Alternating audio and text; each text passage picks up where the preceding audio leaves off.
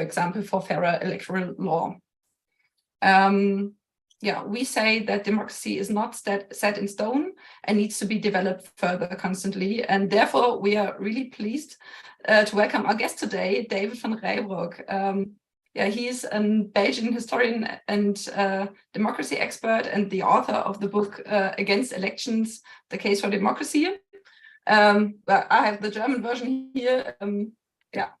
In 2000, he founded the G1000 initiative, which promotes democratic innovation in Belgium, the Netherlands, and Spain.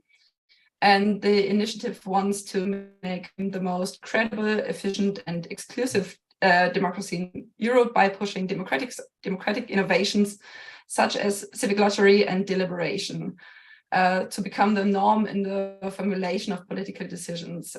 Moreover, he was also involved in the creation of the citizen dialogue in community in Belgium and other assemblies in Europe. So nice to have you here, David. Hi, good evening. Thank you for having me. Und guten Abend für alle Deutsche. Und vielen Dank für die Dolmetscher und Dolmetscherinnen, die das alles ermöglichen heute Abend. I will speak in English though, because it risks to become a little bit technical and I feel more comfortable to go into the details when I speak English. Thank you. So my first question is, the title of the book is Against Elections, The Case for Democracy. And my question is, where does this title come from? Or differently, are you generally against elections and why?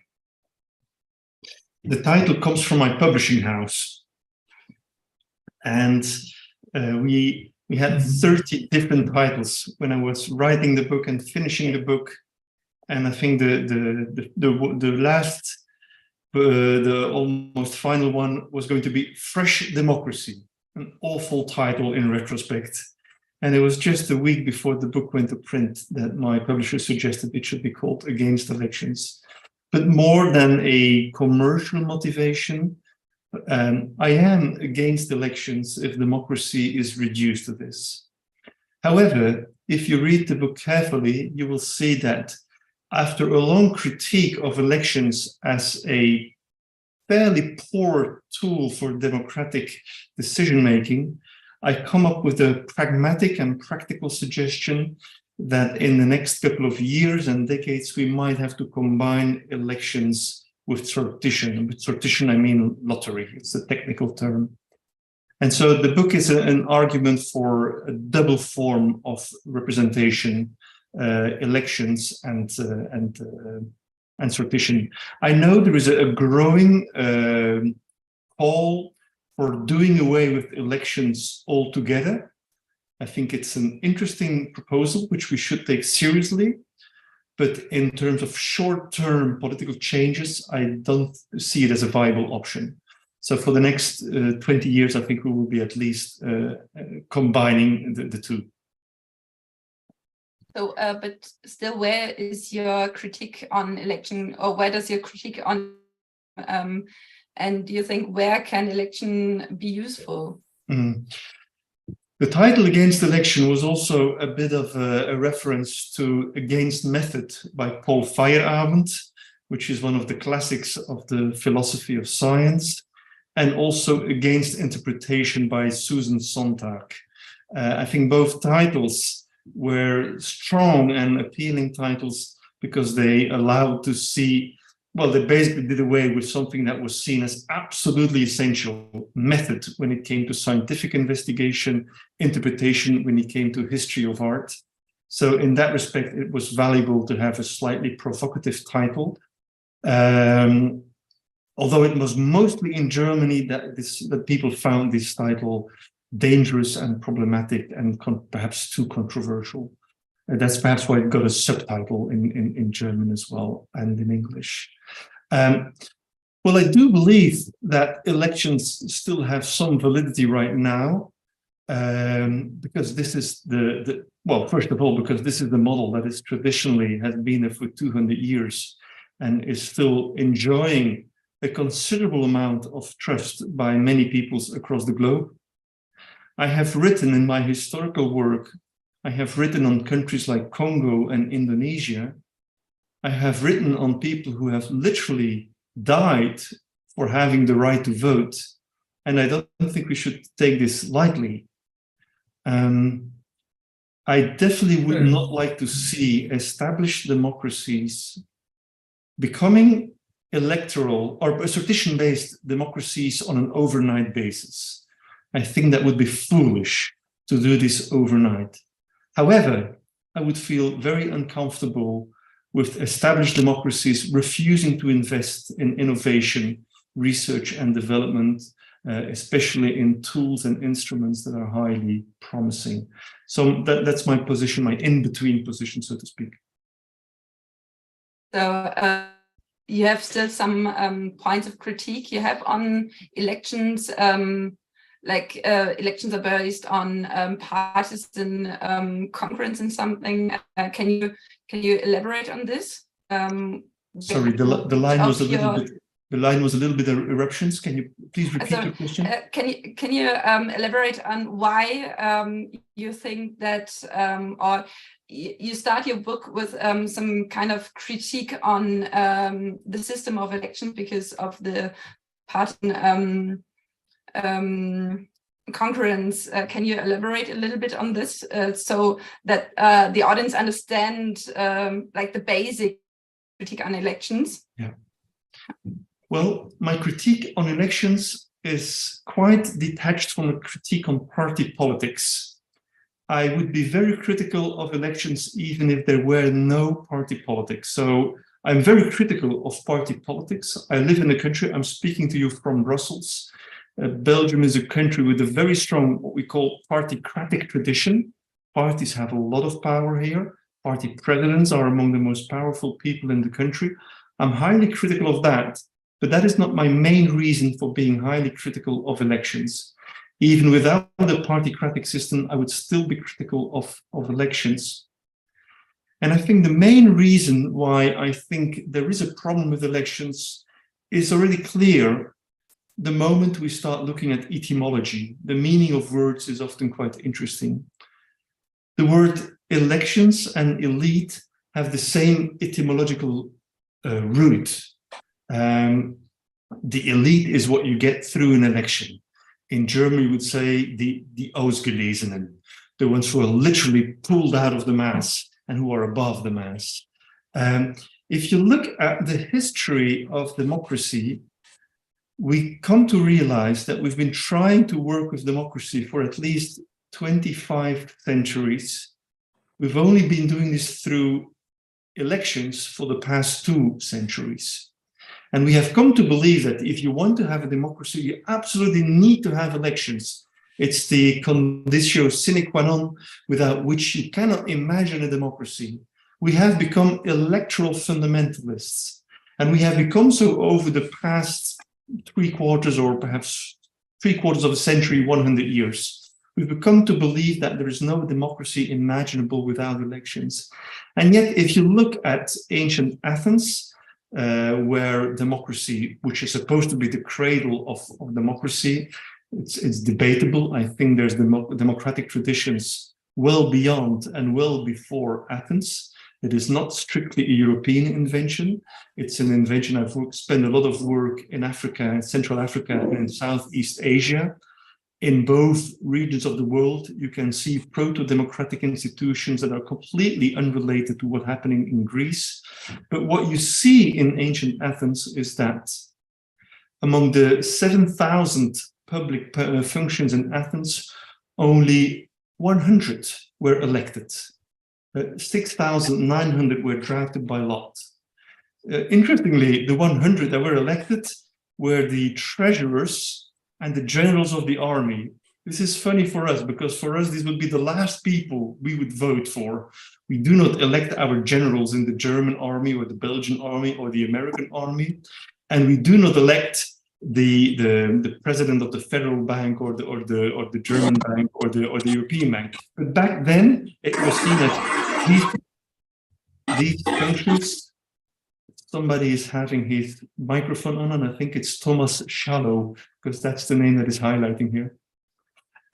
These functions were seen in ancient Greece as functions for which particular capacities were needed, and that's when people were drafted by lot. Pericles Pericles himself was elected 13 or 14 times to serve as a general of the Athenian military forces.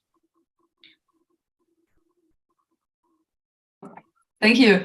And yeah, as you have already said that the idea of sortition comes from Athens. So can you like quickly explain what is sortition and where this idea comes from, and maybe why this idea is popular again in nowadays? Yeah. Sortition is the word in English that's not very well known, but it's becoming more and more known now. It refers to the Italian word sorteggio, which in German you would translate as Losverfahren. So the drafting of lots. And it refers back to the ancient Athenian tradition that public functions were distributed on not on an electoral basis, but on a lottery-based basis. Every morning in ancient Athens, for the tribunals, for instance, people would come and arrive at the tribunal. They would put their name tag into a machine, a highly interesting and analogous machine that was called a klerotherion. You put your name tag in it. There was a row of name tags, and next to it there was a tube with black and white stones, and where you couldn't see, it was a intransparent tube. People couldn't see, and at the bottom of that tube, a stone was pulled out, and it was a white stone. The names that were in the first line were withheld to serve as a function. And doing so, they were pulling out stones, 20 different stones, to see which lines were going to serve as judges that day in court. So sortition is the technical term that is used nowadays for a procedure that is based on the allocation of public functions by lot to individuals. And you could, there's alternatives for the term. The term lotocracy has been used. I think it's a derogatory term. I don't like it at all. The term civic lottery is used as well. But I think the word sortition is a word that we should try to reintroduce into the English language, as it highlights the technical nature of the procedure. And so this procedure of creating a subset of the overpopulation that should somehow be representative in a descriptive way of the overpopulation is growing more and more. And it's becoming increasingly popular as an alternative and as a complement to traditional electoral democracy.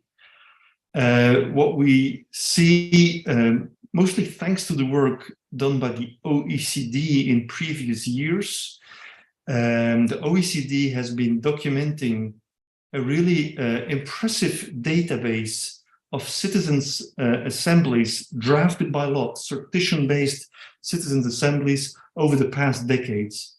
And they have been able to document almost 600 examples in recent times, I mean, over the past 30 years of these mini publics or citizens' assemblies drafted by lot. Interestingly enough, people like Aristotle, Rousseau, Montesquieu have all been repeating that if you want to have an aristocracy, use elections. If you want to have a democracy, use sortition. This idea has been there in ancient times. It was known throughout the Middle Ages, Renaissance, and early modern period, and yet it disappeared from view in the late 18th century with the French and American Revolution.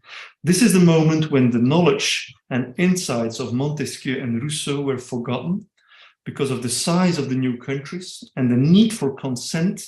They favored election above sortition as a tool. By the way, the word democracy was hardly ever used by political debates during and after the French Revolution. Democracy was seen as a very dangerous thing, as dangerous as anarchy today, was the rule of the mob.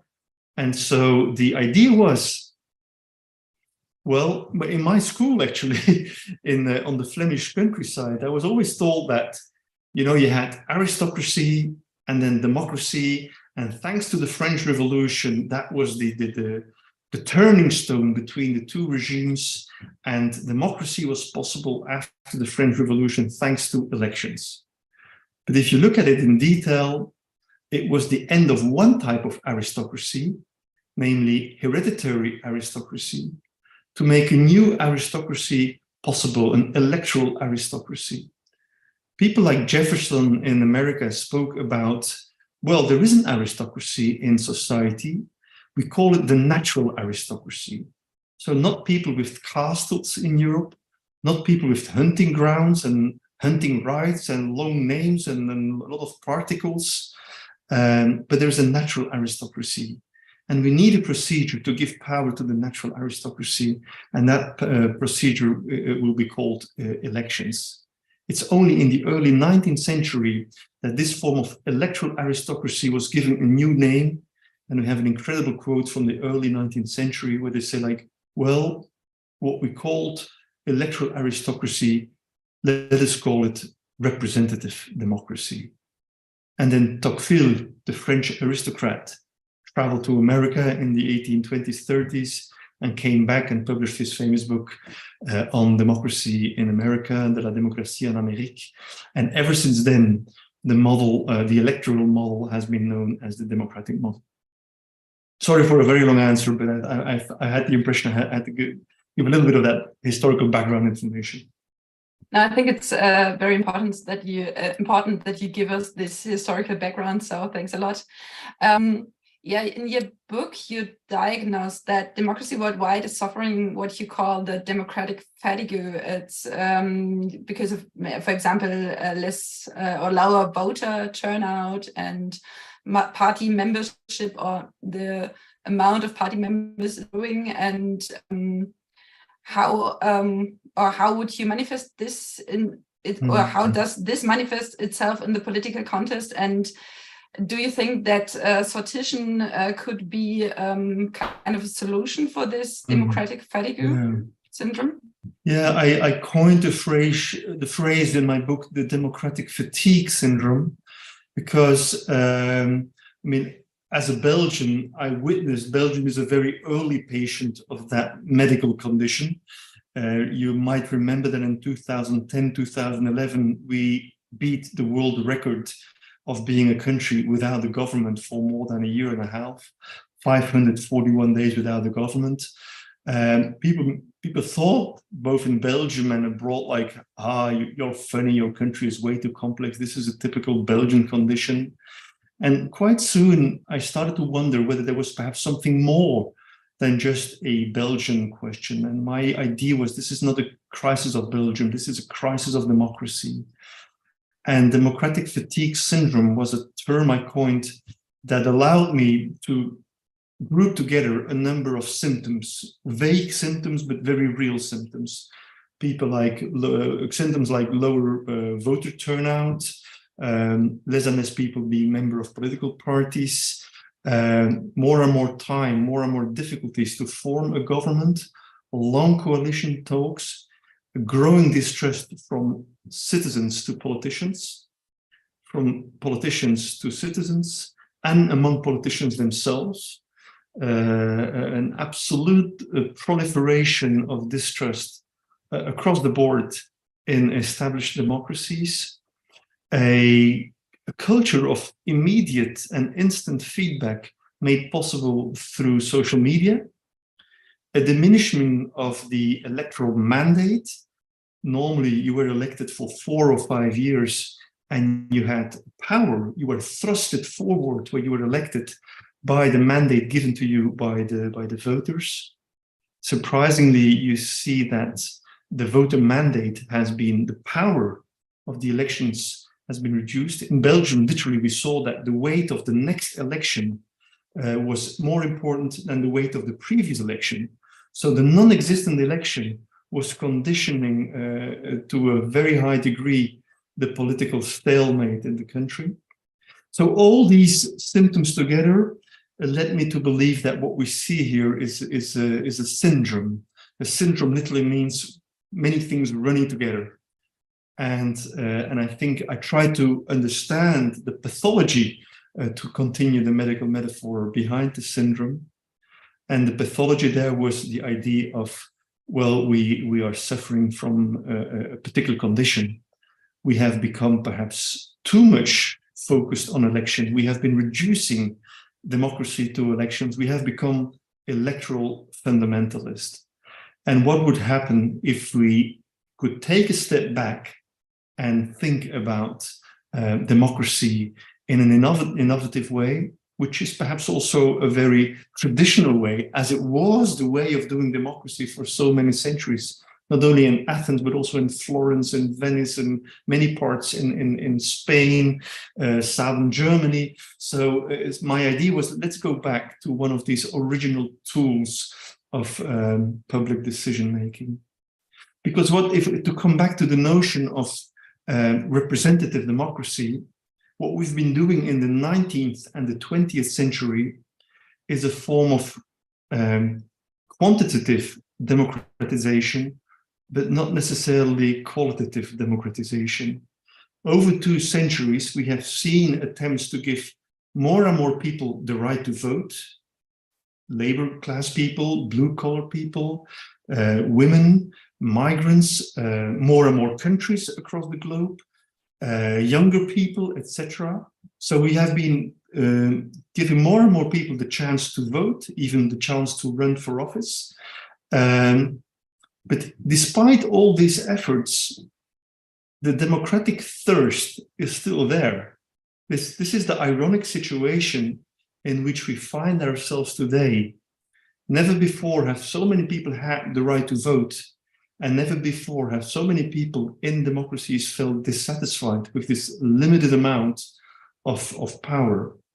People have the right to vote, and I think we have now come to the point that we should take care of the right to speak as well. I think you have mentioned this part in your book as well as the new or modern way of political leadership, and so you new way of political leadership, modern political leadership, to work on this problem of growing. And what would you say? What could a modern version of political leadership look like, which maybe takes place at eye level between politicians and citizens? Well, I think so. Our current way of doing democracy is at least 2 centuries old, and it comes from a time where information was limited, slow, shared by few. And voting was the moment when the masses, or a part of the masses, had power to indicate those who are going to talk on your behalf for the next 4 or 5 years. The very principle of electoral democracy is the principle of relegation. You appoint somebody on your behalf. So to reduce it somehow, to put it slightly in a caricatured way, you have power one day every 5 years, and the thing you do on that one day is to give your power away.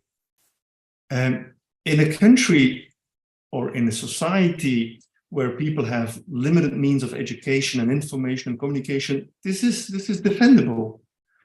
But the funny thing is, over the past century, we have been democratizing education, we have been democratizing information, and social media have been democratizing communication. We have been democratizing so many things, but we have not been democratizing democracy itself.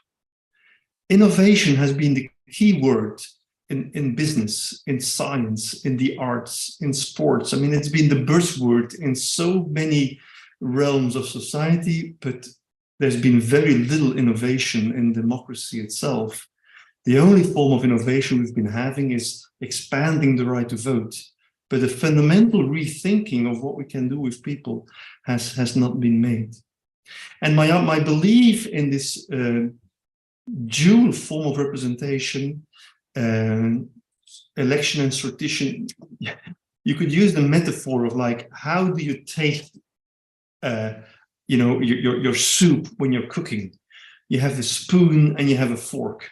The fork is like the elections. You fish out the hardest bits from your soup and you see whether the carrots and the leek are tender or not. good. I mean, it gives you some flavor. But with the spoon, you're able to, to taste the overall flavor of the stork and the fluid itself. And I think in order to taste what is living within a society today, in societies where people have, lots of education, access to communication, access to information, I think it's important not to use forks only. Yeah, so this leads to my next question, because in your book you to install a bi-representative system combining, as you said before, elected parliaments and randomly drawn committees. Can you explain maybe how these two chambers can work together, and what would be like the positive aspect? Why should we establish a bi-representative system? Yeah. So my book Against Elections indeed is a plea for a bi-representative democracy combining elections with sortition. It existed on paper, and a few years ago I was contacted by a Belgian politician, the minister-president from the German-speaking part of Belgium. Most people know that in Belgium we have 2 official languages. It is actually 3. There's a very small part of Belgium at the very east, bordering with Germany, where the official language is German. And the minister-president, it's the smallest federal entity, I believe, on Earth. Definitely in Europe, but I think even on Earth. It's a well-protected ethnic minority and linguistic minority. And the minister-president, Mr. Page, contacted me after having read Against Elections, and asking like your idea to combine election sortition, does it exist somewhere? And my idea, and I answered him, yes. I mean, a couple of authors, and I even believe that some of them are among the audience tonight. Some authors have been defending that idea as well. And I added jokingly, but you could write history. And Mr. Page answered, yes, let's do this. I mean, the German-speaking part of Belgium is very small, but we do have the same powers as Scotland, Catalonia, or North Rhine-Westphalia. But we're much smaller, so it's easy. And we're going to make mistakes, but let others learn from our mistakes. We might become the laboratory for democratic innovation in Europe. I thought this was an incredible commitment. And a second incredible element to this was that he was the head of the government, but there's also a parliament in the German-speaking part of Belgium. It has 25 MPs, so it's like a miniature parliament. And the chairperson of that parliament was from a different political party, and he said, but I like this too. Let's do this together. And so the G1000 organization, which has been running for 11 years now, we came together with the number of international experts, some of them who are also here tonight in this call, like my good friend Karsten Berg, I saw his name there as well. And we came together in the summer of 2018, which was a very happy moment in Belgium because we beat Brazil during the World Cup quarterfinals then. So we celebrated together with the international expert. But for a number of days, we sat together to design the very first instance in Europe where a chamber, parliament that is elected in a traditional way, was going to work together with a citizens panel, a citizens assembly, that was going to work on a permanent basis. Among the 600 examples documented by the OECD, all of them are one-off events. These are processes that last 3 months, 5 months, 7 months, but at a given point, they're over. And the citizens go home, and at best, their recommendations are transferred to political authorities. But here in the German-speaking part of Belgium, and I think that's the originality, we have for the first time a model combining an elected parliament with a citizens' assembly drafted by lot, and they work together on a permanent basis. Would you say that like a permanent citizens' dialogue is better than having citizens' assembly on single questions as we had them in Germany or in Ireland, for example? I think there is an advantage with having an institutionalized permanent citizen assembly. And the key advantage is agenda setting. Who has the power to set the agenda? With very many examples, like in Ireland, I admire Ireland very much for its pioneering role in running citizens' assemblies. At the moment, few countries were daring to do them. But what we've seen so far is that it has been the government itself deciding what is the topic and what is the question we are going to give over to our citizens. Now, luckily enough, the Irish has been very good in doing something with the answers, but the government still has the power to phrase the question.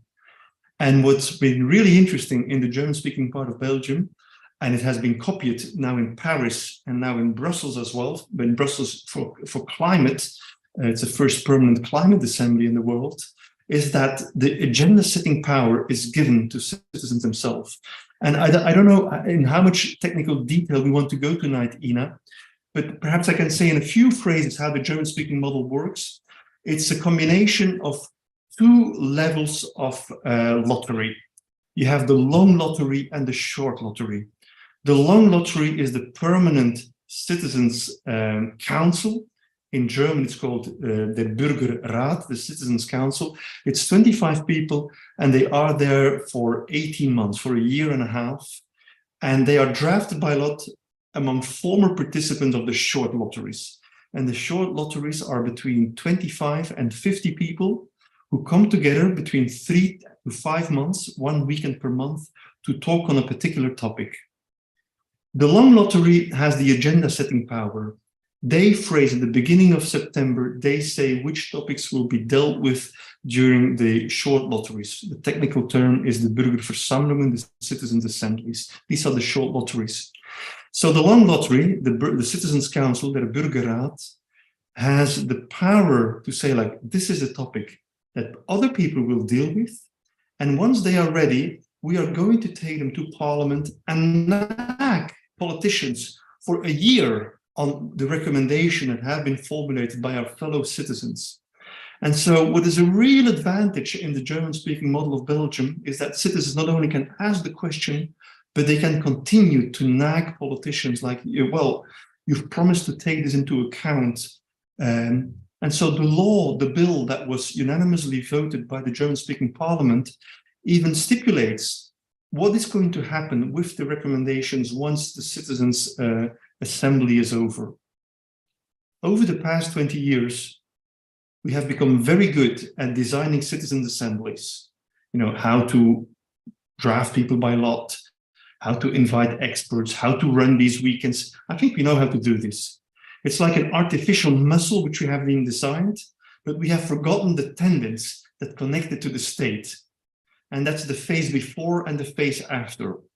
Pre-panel, panel, post-panel phase. We've become very good at the panel phase, but it's now the big challenge is to design the pre-panel and the post-panel phase. And so I think the German-speaking model has been really good at stipulating the third phase, the post-panel phase.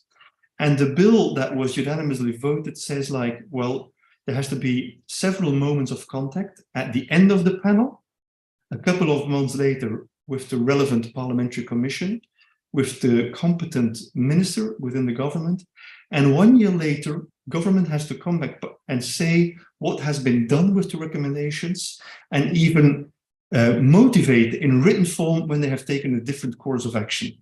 And I think that that's been really extraordinary.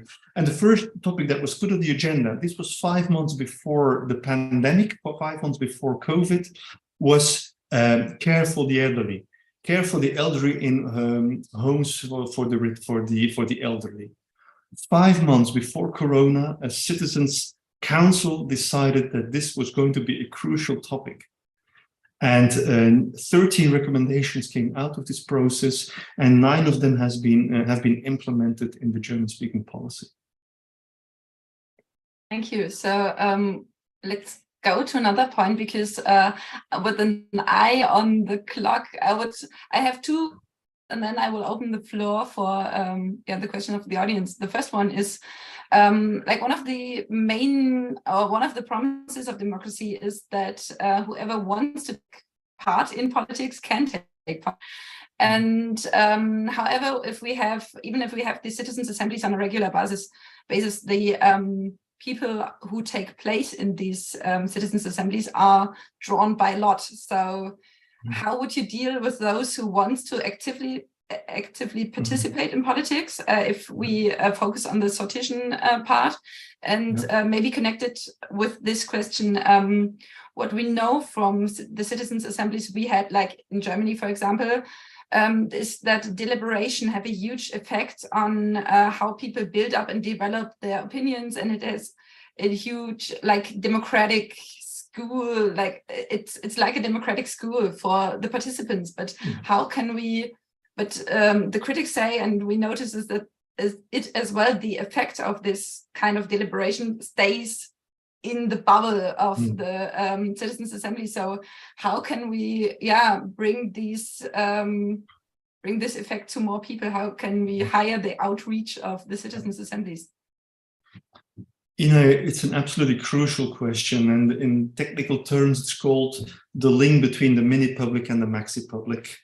And I think for me, this is one of the most exciting fields of democratic innovation right now. What do we do with people who want to get involved? I spoke last night at an event in Brussels with the female businesswomen. Really interesting. I want to participate, and I said, like, well, sorry, it's a lottery. You cannot volunteer yourself because there's going to be too many people with academic degrees who are above the age of 50, who are what we call professional citizens, the ones you reach rather easily. And they sometimes even read German quality newspapers. So this is the elite of your society. With an electoral model, the baseline there is one person, one vote. With the deliberative model, the baseline should be one person, one chance to be drafted by lot. And I live in Brussels. A Moroccan migrant woman without academic qualifications should have the same chance to have her say at a citizens' assembly as this businesswoman that I spoke to last night, for instance. But at the same time, what do you do with the energy of that businesswoman? What do you do with her ideas? I was happy to see Terry Boricius among the participants tonight as well, who's written really interesting stuff on how can you evolve this sort of prior enthusiasm. You have to go where the energy is. And I know in the Irish processes, I spoke to Arto Leary, who has been organizing these processes in Ireland. He said in the first phase, the pre-panel phase, we always encourage people to send in their recommendations, their ideas, their input to the citizens panel. And we tell them everything you will send in will be read by somebody, and all of it will be given to our participants. We are preparing a process in Belgium now, a citizen assembly, and today we had exactly this discussion. So in the pre-panel phase, I think this is the phase where you can encourage a lot of input from those people who really want to share their ideas on it. But there's also the question of the third phase, the post-panel phase. And there I've been defending, notably in a book that was compiled by the German head of state, by Mr. Frank-Walter Steinmeier a couple of months ago. I've been defending an idea, and it's also a little bit of critique on an academic comment that has been given, like, well, if it's only people who will decide that have been drafted by lot and who have not been elected, it might even be less democratic. I think this is an interesting comment, which we should take seriously, but I've been defending the idea of a referendum that comes out of a citizens' assembly. And a preferendum is a rich referendum. So it's a combination of deliberative democracy with direct democracy. The citizens' assembly can be followed by a referendum, like was done in Ireland, but it can also be followed by a preferendum. A preferendum is an idea that only exists on paper so far. The name comes from an 18th century French mathematician, but you could see it as a rich referendum. rather than one question with yes or no, you would get every citizen would get a list of 20 recommendations coming out of the Citizen Assembly. What should be done on climate change in Berlin, for instance? Well, we have these 20 ideas, and every inhabitant of Berlin has the chance to say, like, I fully agree, I fully disagree, I moderately agree with this proposal. And at the end of the 20, you could highlight 3 topics. And it's more interesting on a referendum, because with a referendum, you have one answer and 2 societies, or 2 half societies. We've seen it with Brexit. You have a broken society. Rather than having a divided society, you have a list of shared priorities. And the referendum is an interesting tool that allows for a list of shared priorities. And so I believe that combining an elected chamber as we have now with the second chamber drafted by lot and a form of direct democracy might be really interesting. And also on the European level, I know that a lot of people are thinking about it. I think Europe needs a second parliament, a parliament drafted by lot. It would be really interesting, and people start thinking about it on a very promising basis, I have to say. But I believe that finding ways to involve the maxi public, not just in the pre-panel phase, but in the post-panel phase, will prove very important as well. Yeah, thank you. So this would have been my last question. How would you combine direct and deliberative democracy? So thanks a lot for already answering it, because I think that this pre-referendum is a very interesting idea. So yeah, we have it's 10 to 8 now. So I would like to open up the floor for questions from the audience. I've seen there were a lot of questions in the chat already, but is there somebody who wants to ask? Yeah, I see it. Let's start with Judith Schulz, and then I would ask Marie Junemann. Hi, David. Yeah, thank you very much for your information and for your really inspiring book. My question would be, how can we bring about this change that you describe? Because democracy also means that people decide, and the decision-making part is key to my understanding. And trying to work for more democracy for quite some years now, I feel that the politicians are so strongly opposed against any kind of change towards democracy, because it would mean that they lose power. So my question is, how can we bring about this change? They were very much against the right for women to vote as well. And so David, do you want to collect like 1 or 2 or 3 questions, or you want to answer them? Sure, yeah. I wanna, however you like it. So, okay. So I would ask Marie to ask a question. Then we can maybe answer the 2 questions. Yeah. Marie, we can't hear you.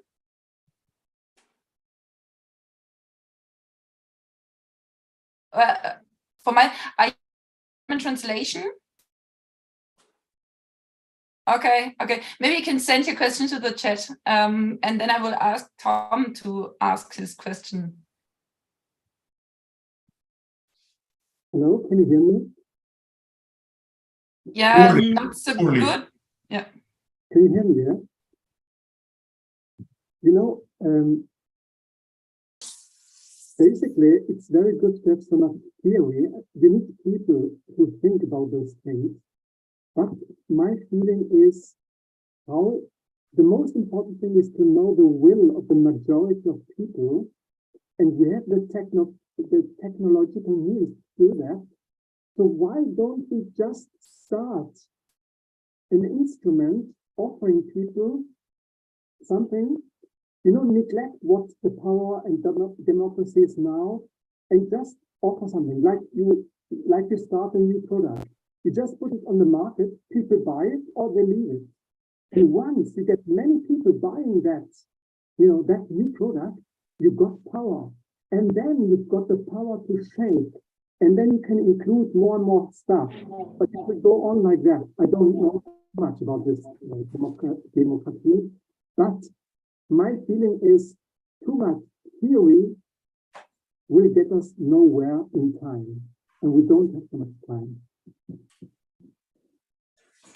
Hey, David, did you understand Tom's point? Because the connection was a little bit poor. Oh, sorry. I think I just had just enough to be able to give a bit of a sensible answer, I hope. Okay, all right. So yeah, you can answer to Judith and Tom, and then yes, but it might be. So the first question was how there's so much political opposition. Was the first question? It's true.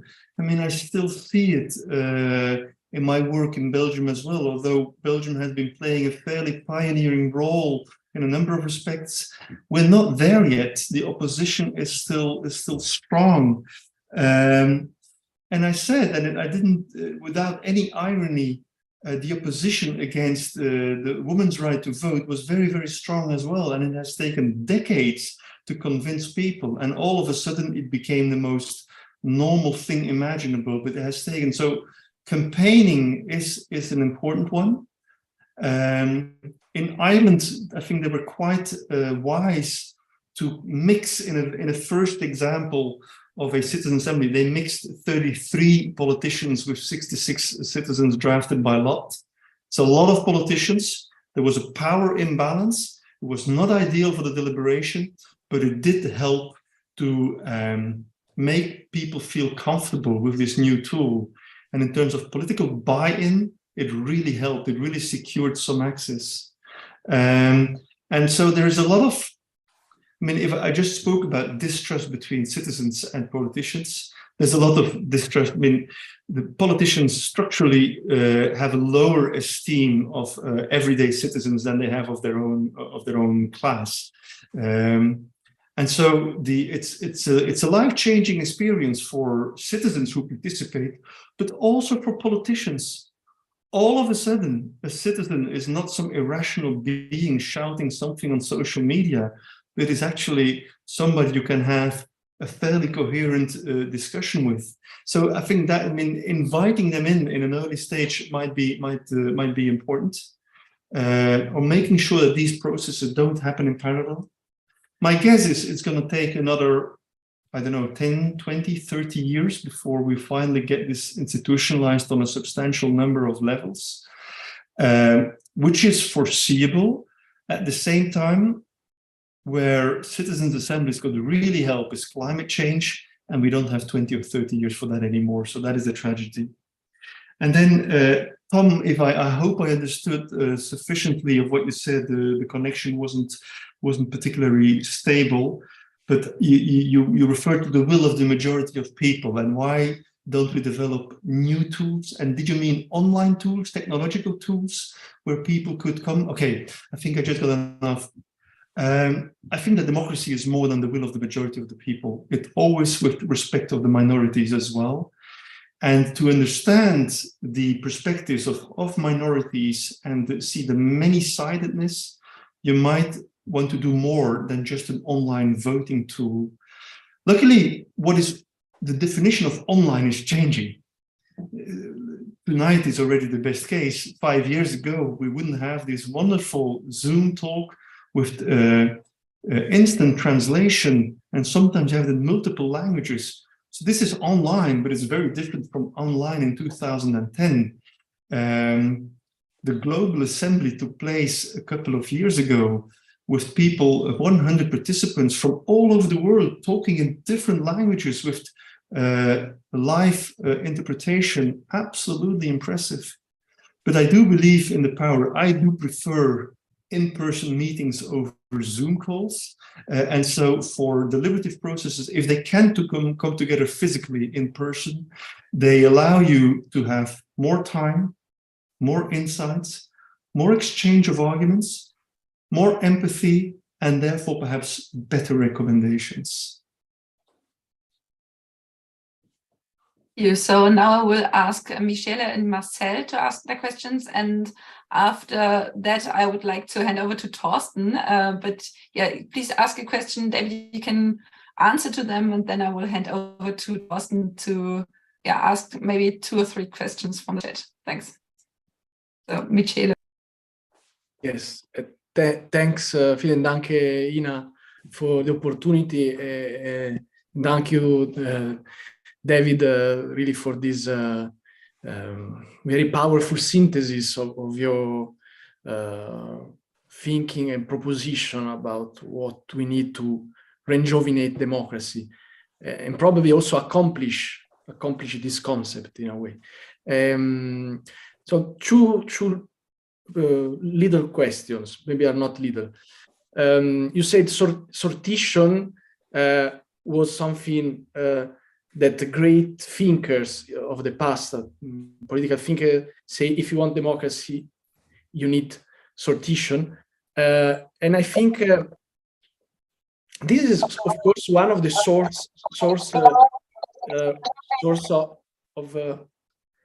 of legitimation. I think somebody has his or her microphone on. Can you please? Yeah, I think it's Rita. Can you please turn up the microphone? Okay. Sorry for the interruption. Is a strong source of legitimation also to make a reference to those authors, like to the change of society that in a way put all the citizens today, or almost all the citizen residents in the condition where the Athenians call to be drawn by lot and be very protagonist of this political forum of that time. We are always, of course, to remind that at that time, women and most of the residents were not allowed to participate in the debate, and we had also at that time esclavage. But yeah, we want to, for that I'm saying, we want to accomplish this concept that was started there in other places, as you said, David.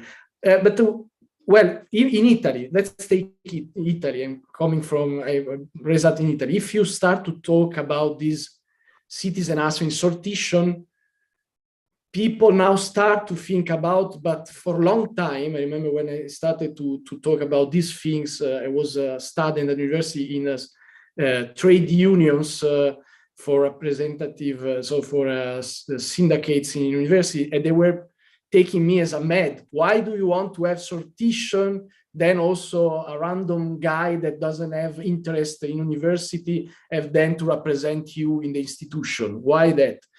And this type of reasoning is still there, at least in Italy, also because of some populistic, so-called populistic movement as the 5-star movement that used a bit this type of arguments against representative democracy. Now, I think that in long term, I think like you, that probably at some point we will need very little representation, maybe just for these crucial roles. And now we have to say deliberative democracy, sortition can integrate and strengthen even representative democracy, also because sortition is a guarantee, a possible guarantee against corruption, bribery, and clientelism. That is one of the risks also of partitocracy. That we see something very plastically in front of our eyes, unfortunately, in Europe, there in Brussels in these days, what is happening there with corruption is like undermining also the legitimation of the European Union in the maxi public, unfortunately. So like this, I go to the question is how you see this. So like to say we are against only elections because we won't guarantee the democracy against corruption, and sortition is a way to avoid, maybe in a strong way, this type of element that can undermine democracy. And how do you see then this also argument as a possible momentum to make permanent this very interesting experimentation that was made lately by the European Union, also by pressure of, I would say, many people here, starting from you, Carsten, we signed together, we've written together this manifesto for European Citizen Assembly. I will put the link in the chat. And you know, most of commission official and especially council official, I just finished. Sorry, I know it was very long. They see this experimentation of the citizen panel as a nice exercise. They often use this exercise. And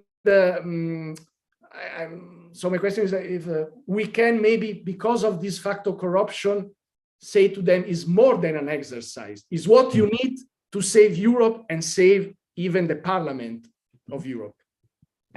Sorry, okay, thank you. Yes, thank you. And the reminder for all other people who want to say or to want to ask question in person. Yeah, please keep your question a little bit shorter because we don't have too much time left, and we want several different questions to be asked.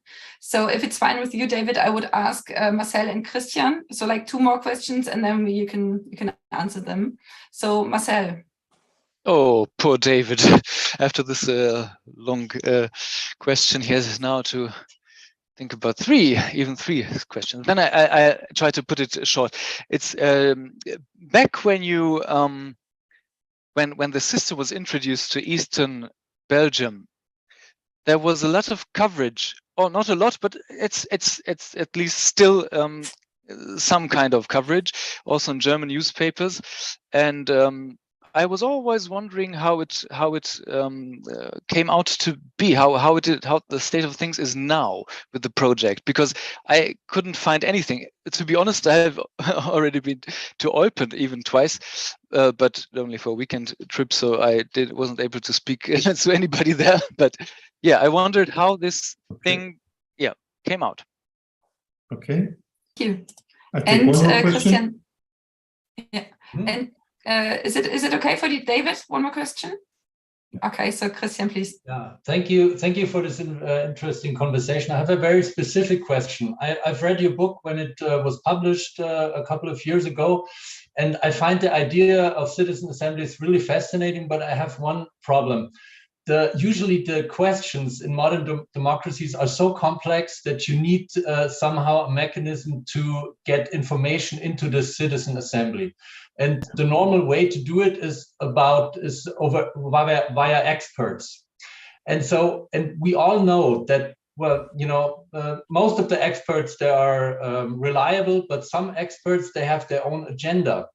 And how can you tackle this problem in citizen assemblies? Should we do a citizen assembly maybe about the role of experts in citizen assemblies?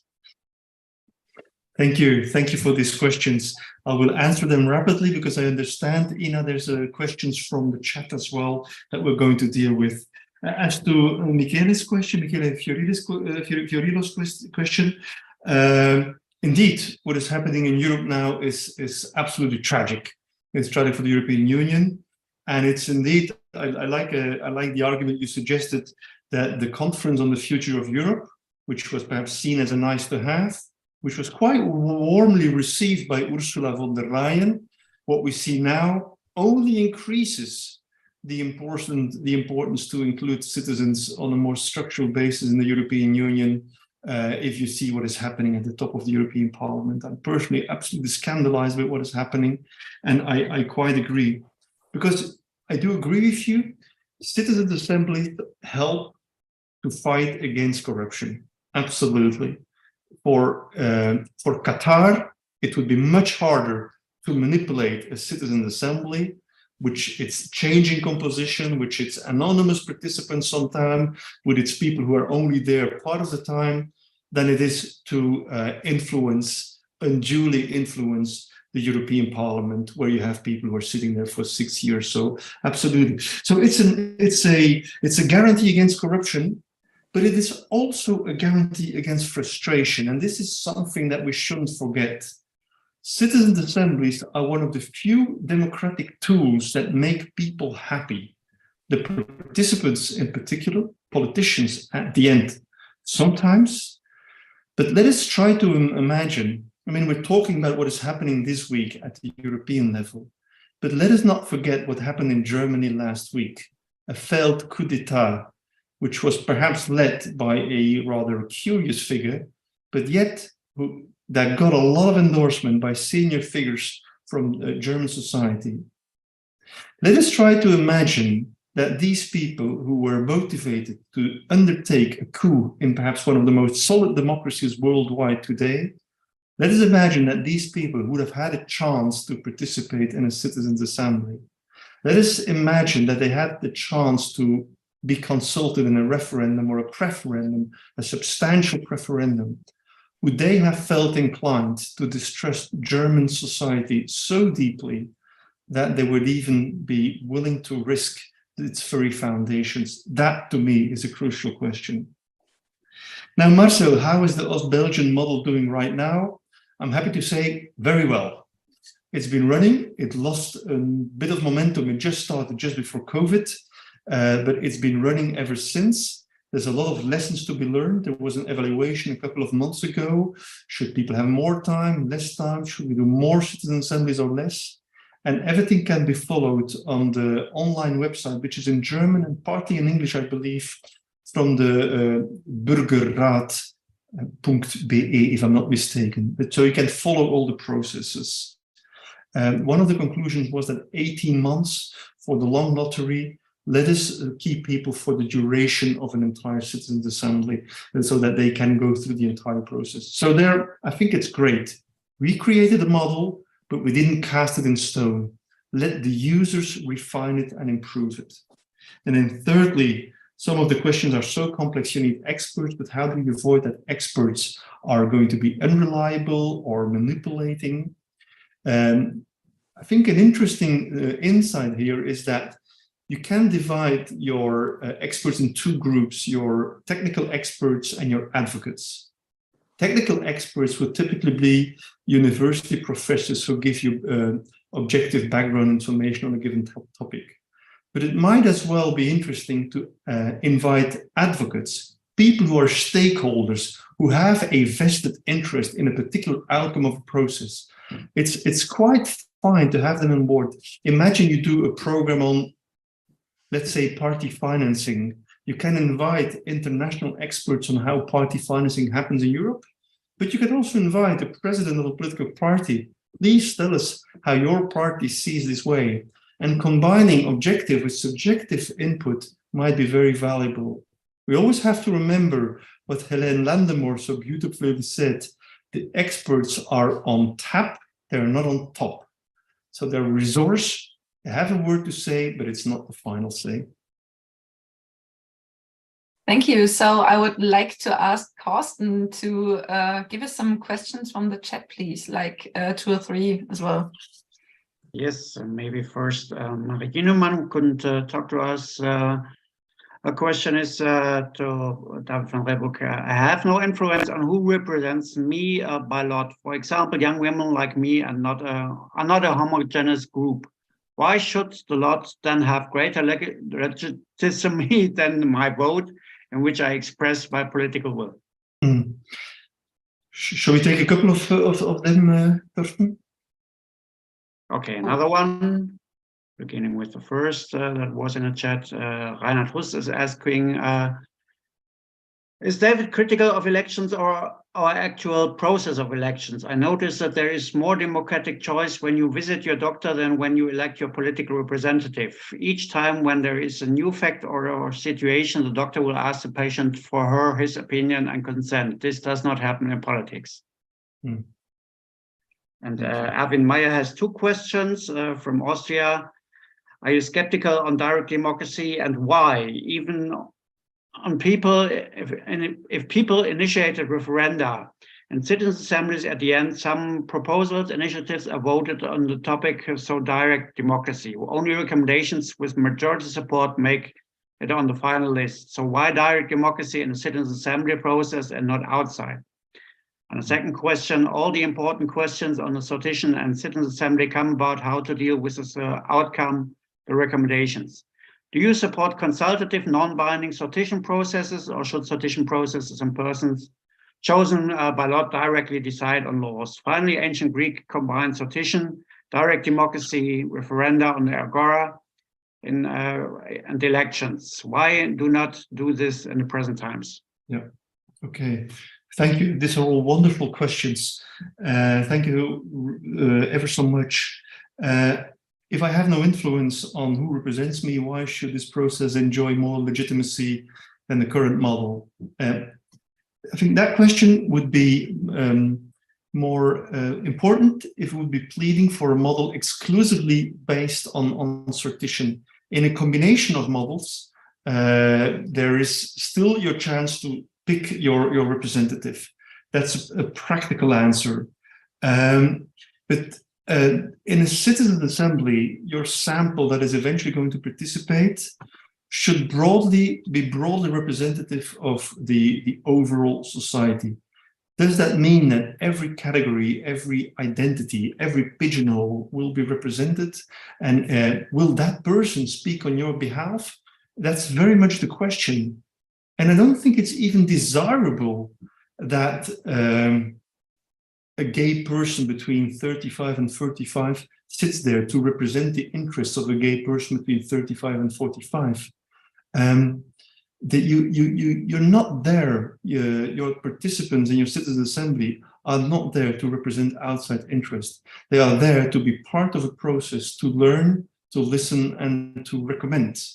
And what we see very often is that they come at recommendations more quickly, more ambitiously, and with more public support than in the current party political system is possible. Am I critical of elections, of the electoral process as such? I mean, I'm quite critical of elections, fundamentally critical of election as a democratic tool. I recognize them, that they are there, that they have played an important role over the past 2 centuries, but there is something deeply problematic with the electoral procedure as such.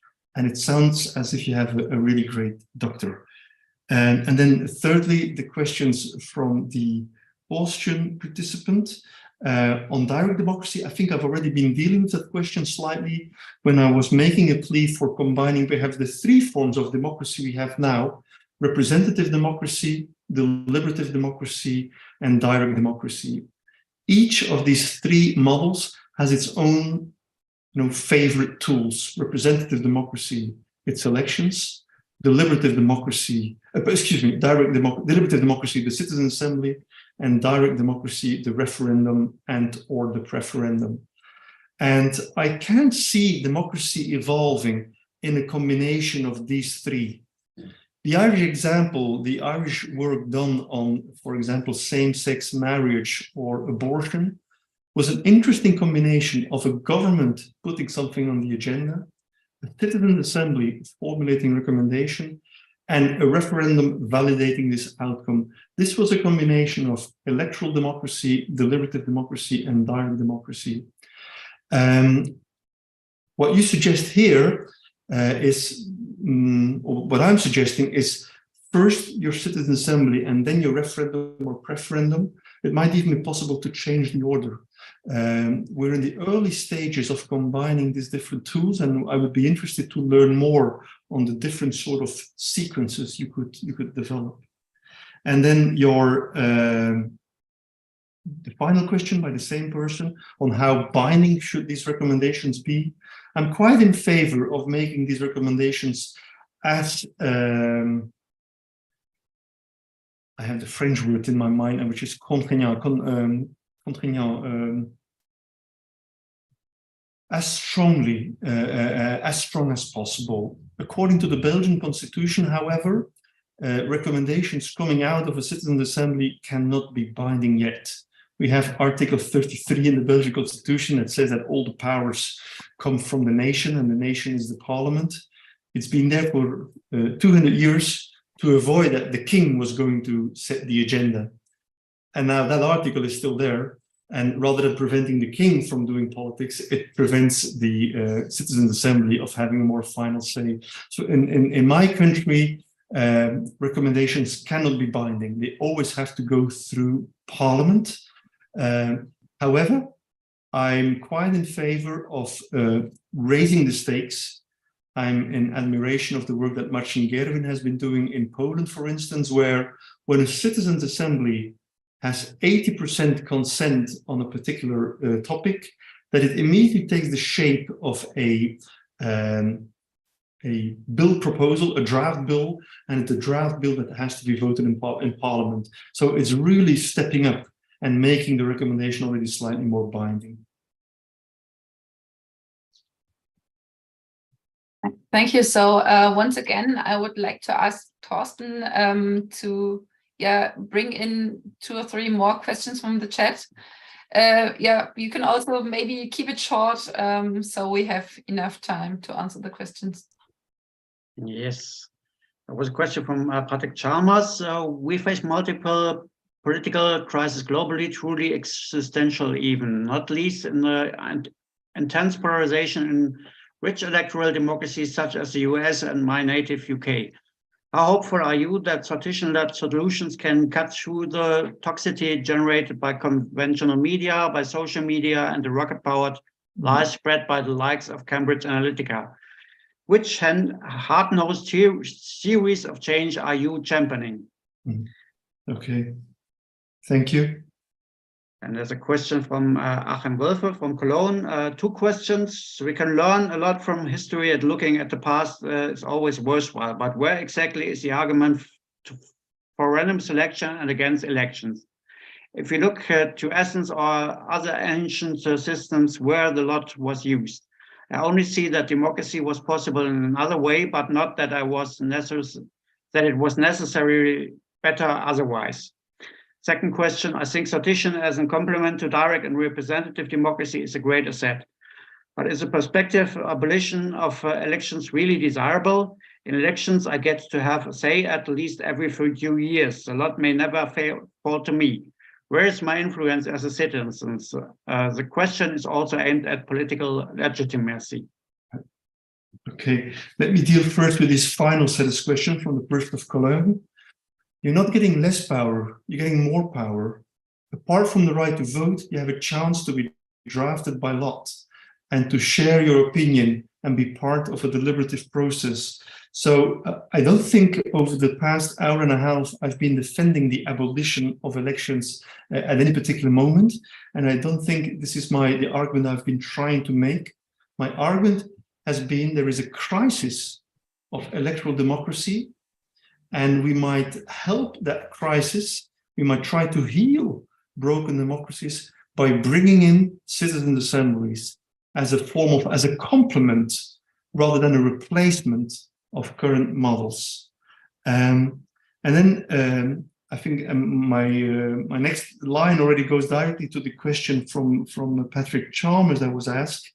Given the intense toxic polarization in countries like the US and the UK, can citizen assemblies help? I believe yes. I really believe they can. I believe they will. But to be quite honest, I'm not sure whether it'll be before or after the crash.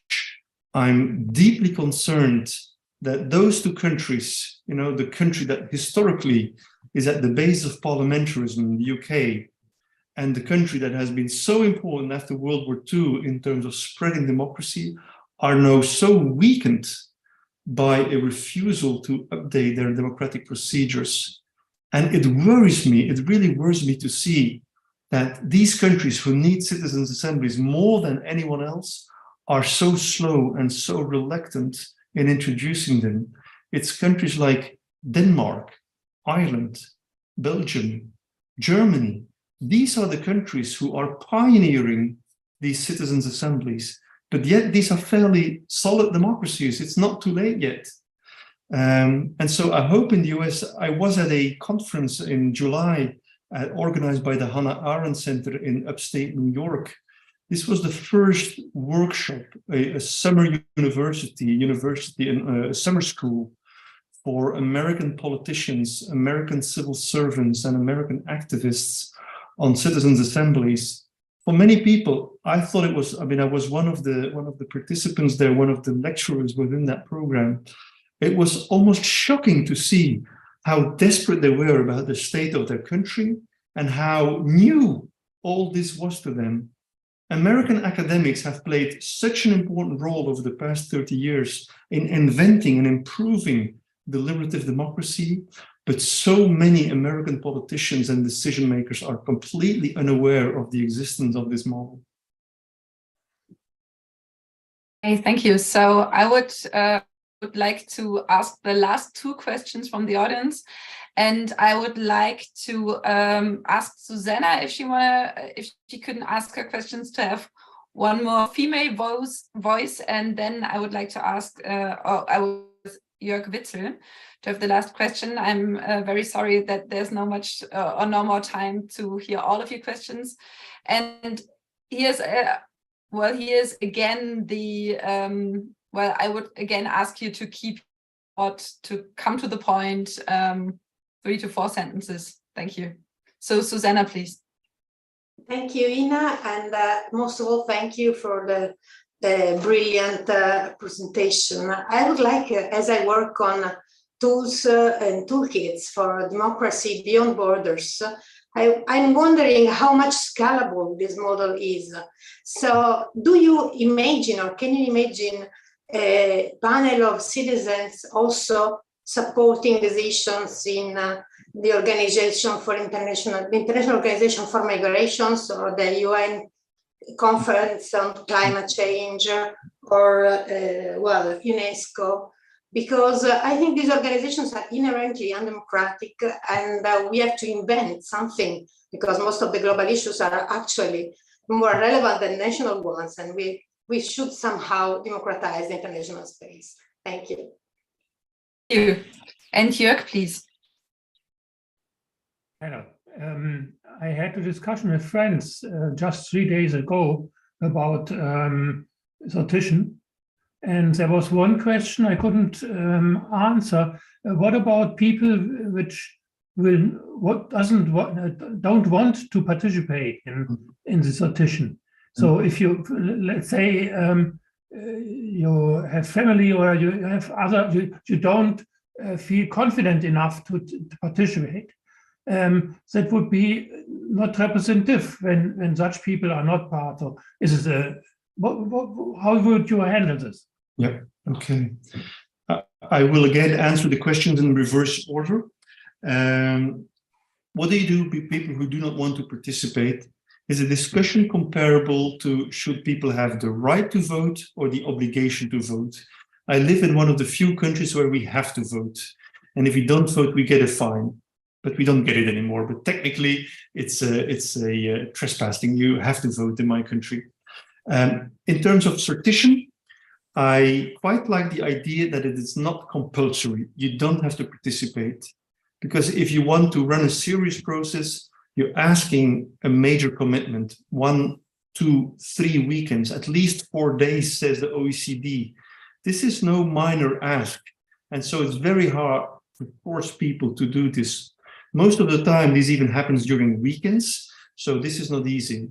In Belgium, we're looking now whether citizens' assemblies could happen during the week, and whether people would get official holiday to participate during these processes.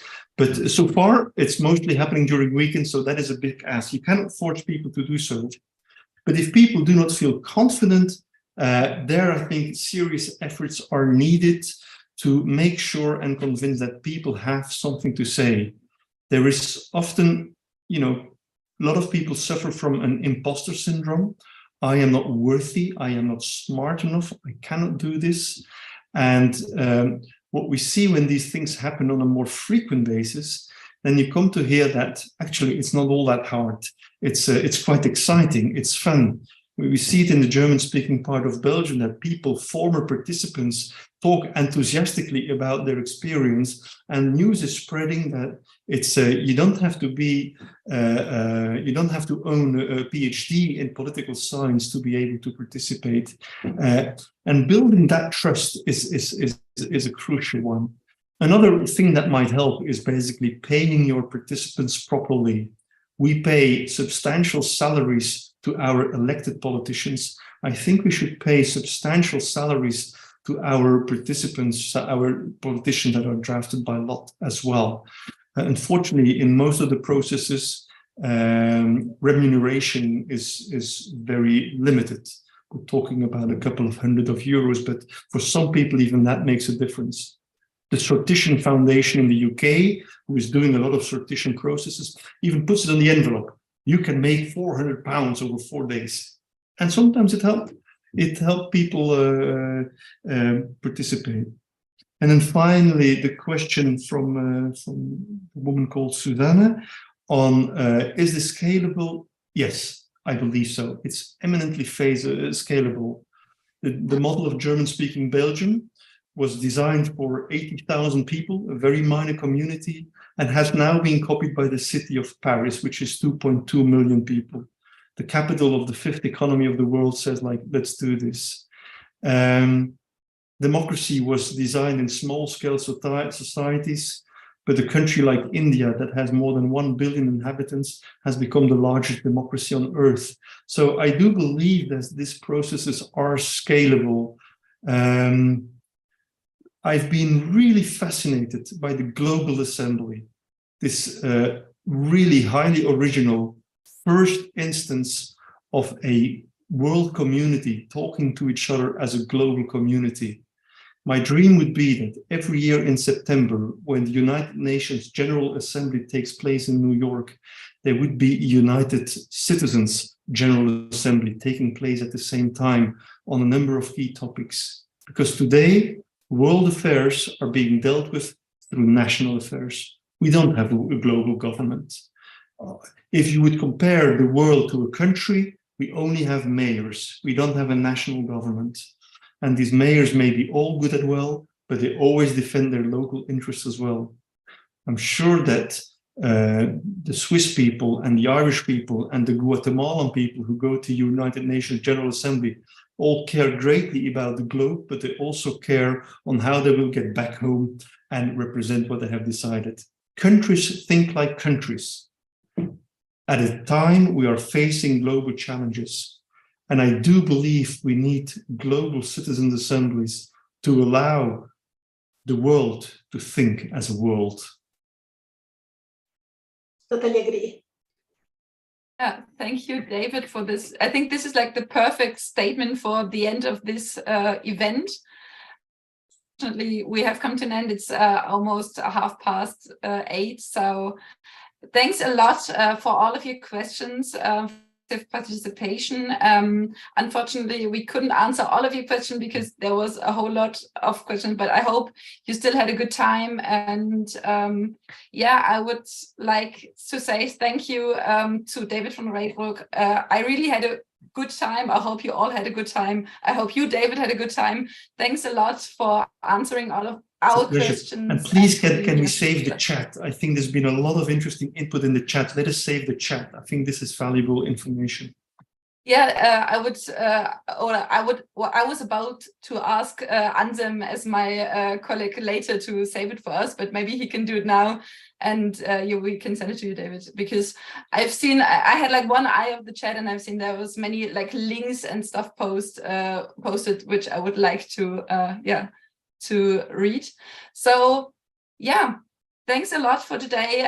So there's only one thing left to say. The event today was only possible because for us to organize, because we have 10,000 members and many more donors that finance our work at Mehr Demokratie. So if you have liked the event, we are really glad if you become a member of Mehr Demokratie. And yeah, thank you all, and good night. Thank you, David. Have a good evening. Thank you so much. Bye-bye. Bye.